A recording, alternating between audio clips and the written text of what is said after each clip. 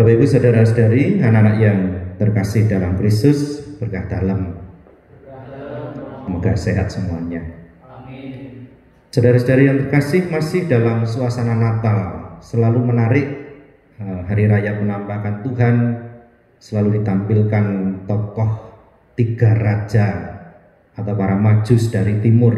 Mereka mencari di mana Yesus hanya dengan petunjuk bintang yang mungkin sesuai dengan pengetahuan mereka itu akan mengantar kepada Yesus. Tidak mudah, tetapi akhirnya mereka setelah beberapa kali juga mendapatkan hambatan juga dari Raja Herodes menemukan Yesus.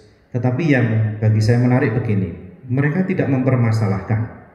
Padahal mereka boleh dikatakan entah itu orang terkenal, orang pintar atau raja, bahkan ketika menemukan bayi yang dikatakan raja yang mau disembah itu hanya di kandang, lalu terbungkus kain lampin, tetapi mereka tetap menyembah dan memberikan persembahan. Saudara-saudari yang terkasih, lalu apa yang bisa kita renungkan? Ada tiga hal sederhana yang bisa kita renungkan dalam hidup kita. Yang pertama, mari kita juga memiliki keinginan seperti para majus itu, yaitu berusaha untuk mencari terang dan kebenaran yang sejati. Kita boleh bertanya, terang yang sejati itu siapa? Ya Yesus itu sendiri. Kebenaran yang sejati ya hidup Yesus. Maka kalau yang kita cari adalah terang dan kebenaran yang sejati, semuanya mengarah kepada pribadi Yesus. Maka seperti para majus, mari kita tempatkan Yesus sungguh-sungguh di tengah hidup kita, menjadi tempat di mana kita bisa menyembahnya, menerimanya dalam diri kita, terutama supaya hidup dalam hati kita, sehingga hidup yang kita hidupi itu adalah hidup Yesus sendiri. Lalu yang kedua, berkaitan dengan rasa syukur. Mari kita juga berani merenungkan ini, mengembangkan, dan selalu kita miliki dalam hati kita. Kita bersyukur atas karya keselamatan Allah, bersyukur kepada Bapa yang telah mengutus putranya untuk menebus kita. Lalu sekali lagi, menjadi seperti para majus itu, kita datang untuk menyembah Yesus. Berarti sekali lagi menempatkan Yesus menjadi yang utama bagi hidup kita. Dan orang-orang yang memiliki kemiskinan hati dan kesederhanaanlah yang bisa menemui Yesus, seperti yang dicontohkan misalnya para gembala dan para majus itu. Saya kira Yesus tidak mempermasalahkan siapa kita, pandai, bodoh, kaya, miskin. Yang penting kita memiliki hati yang sungguh rindu untuk datang dan menyembah Yesus.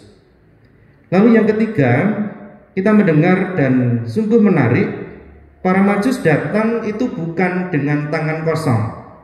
Mereka datang membawa persembahan, emas, kemenyan, dan mur. Dan itu adalah persembahan-persembahan yang paling istimewa dan paling berharga pada waktu itu. Lalu apa yang bisa kita renungkan?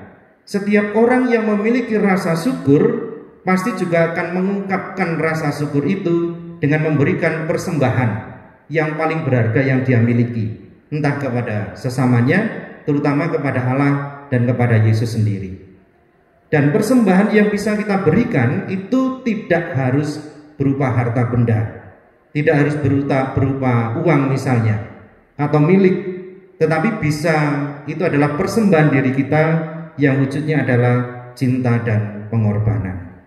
Bapak Ibu saudara-saudari yang terkasih, dalam masa biasanya kita akan melihat kalau dalam situasi normal itu anak-anak yang misalnya ketika hari raya penampakan ini mempersembahkan kado-kado itu.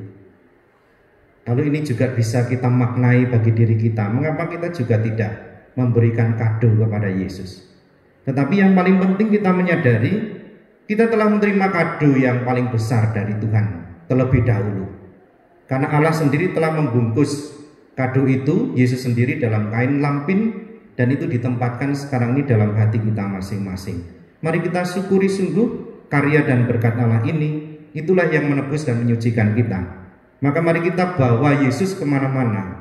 Kita tempatkan Yesus sungguh dalam pusat hidup kita, yaitu hati kita sendiri. Sehingga Yesus yang hidup itu sungguh memberikan berkat dan juga mengarahkan kehidupan kita, bukan hanya menjadi berkat bagi orang lain, tetapi juga akan menghantar kita kepada keselamatan.